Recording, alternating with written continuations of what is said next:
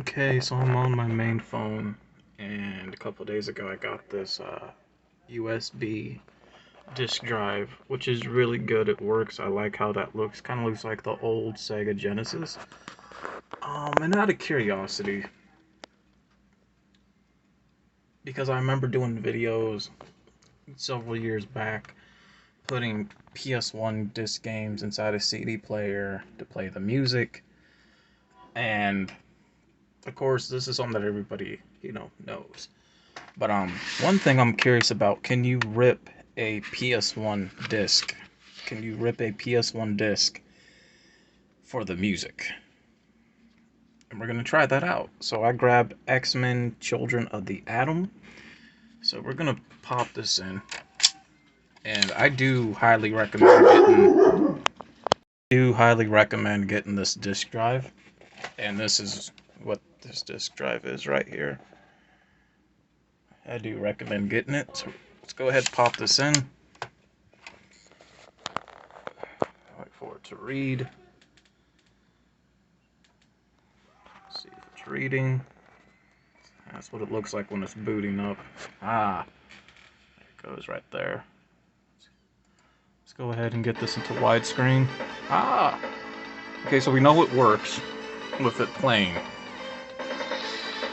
I had to stop the music. I don't want to get hit with copyright strike. But where's the... Okay, well... Can we rip it? Okay, I don't know. So I'm gonna have to redo this again because it's not popping up. So I'm gonna go ahead and... If it lets me, I gotta close the whole program. I hate that happens. So it's been really super hot out. It's been in the hundreds here, and it's making a lot of, Wi-Fi services, internet act up. Things are just running completely slow right now. So, when you have heat waves, it does interfere with technology and signals because it also interferes with the satellites and the dishes as well. So I don't know when this video is going to go out or when I'll get it uploaded. I do, however, want to thank you guys for 811 subscribers on this channel. So this video is pretty much for you guys who got me here to this, and this is also out of boredom because it's just too hot. Trying to step outside, it feels, like there's no air because of how hot it is. Well, go ahead and do it like this. Okay. Alright. So it's a good disk drive. But this computer right here that I got, this laptop that I had for 2 years, is not the best laptop. Let me go ahead and hit the stop button on that. Okay. So there's the track 1 through 18. Let's see if it lets us rip this. Oh, okay, let's see. Holy shit, it is. So you actually can rip music from a PS1 disc. That's interesting. But those who are wondering what type of laptop I got, I don't know if you guys can see that well. Let me turn on the light. I call it a V-book because I can't actually read that.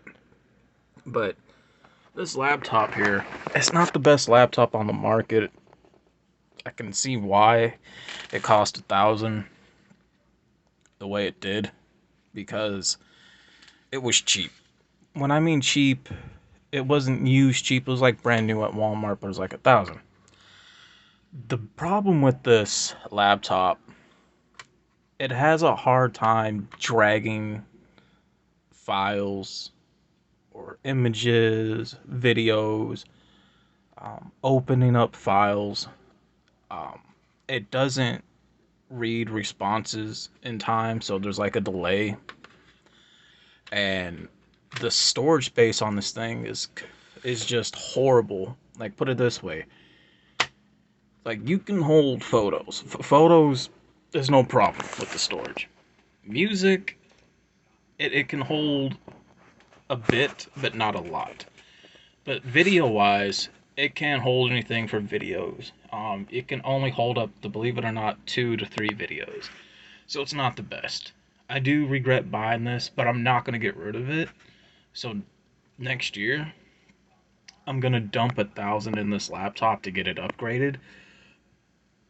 So I know what I want. One, better programming in this. You know, turn it into a Comcast or Dell at the most. See how much that's going to cost. I want to try to get as good to okay with a new motherboard. Something that's going to help this thing really run without any delay responses, without any dragging issues. But I would say most importantly is bigger storage on this thing. When it comes to your internal storage, a bigger storage. Because I'm also going to buy an external storage device as well. Because I would like to keep this laptop for traveling when I can go back to filming again, things such as GoProing, you know, filming, exploring that way wherever I'm at.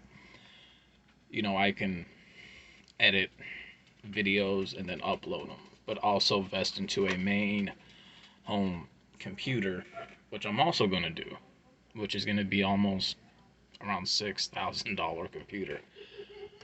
But again, for these type of laptops though, they're just not the best. I do not recommend them. But if you have the money, let's say if you have no choice, right? Like you're on a budget, then I would say, okay, get it, but make sure you have, you know, big SD cards and big flash drives to back up a lot of stuff on here. And save up money to dump money into something like this. That way you'll have a good working laptop, you know. But I am doing this video for you guys. But this right here is pretty cool. You know, being able to rip a PS1 disc for the music, because you can't copy it. I mean, I guess you could if you got the right tech. But this is pretty cool. You can actually rip music from a PS1 disc onto a computer. Like, I know you could definitely put a PS1 disc in a CD player. We all know that's going to play music. But to be able to do it like this is pretty cool. This is pretty awesome. I wish that the PS2 disc were like this. I do, because there's a lot of classic PS2 games that had some really good music and soundtracks to it. Really awesome. And you know they could have, but they didn't want to. Because you can say they switched over a lot of their budget towards that. Towards having the PS2 Slim and PS2 Fat Body to play video games and DVDs. So, there's that. Go ahead, find the music file. All my music is probably going to be on the unknown. Probably one of these right here. Yep. Let's go ahead and open up the first track. Yep. I like that it has Michael popped up. Believe it or not, Michael was actually involved in a lot of the production of sounds when it comes to a lot of the Sega games, going in with a lot of the X-Men and Sonic soundtracks back in the day. So yes, this guy was involved in the making of some good video game music. That being said, hey, I'm out. Peace, and thank you guys for 811 subscribers.